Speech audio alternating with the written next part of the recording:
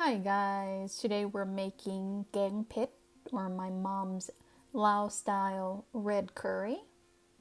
Before we get started, I want to talk about some of her preferred vegetables. She loves eggplants, straw mushrooms, bamboo, but you can use whatever you like. I'm using a can of stir-fry vegetables. I'm going to let that boil while I prepare my other vegetables. I'm going to also prep a lemongrass mixture, which consists of 1 stalk of lemongrass, 3 to 4 small cloves of garlic, 2 Thai chilies, a half a teaspoon of salt, and a half a teaspoon of MSG if you're using MSG. We'll pound that until we get a paste. This is mom special. You don't have to make this paste if you don't want to.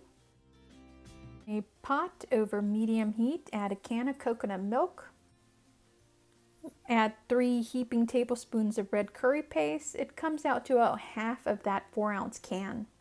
We'll also add our lemongrass mixture or the paste that we just made. We'll let this cook for a minute or two until it's fragrant. Then we'll add about a half a teaspoon of salt and 2 tablespoons of fish sauce.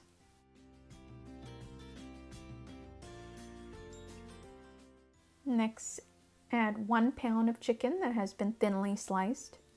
I'll also add a medium onion that has been cut into 8ths, and we'll let this cook for a minute or two. And then we'll add 3 cups of water. We'll let this go until it almost starts to boil. Don't forget to stir occasionally. At this point, I'll add my eggplants and also my stir-fry vegetables. Once it starts to boil, I'll reduce my heat slightly. We'll let that cook for another 5 to 7 minutes until the eggplants get a little bit soft. And then I'll add a half a bell pepper and let that go for another minute. And then we'll add our Thai basil.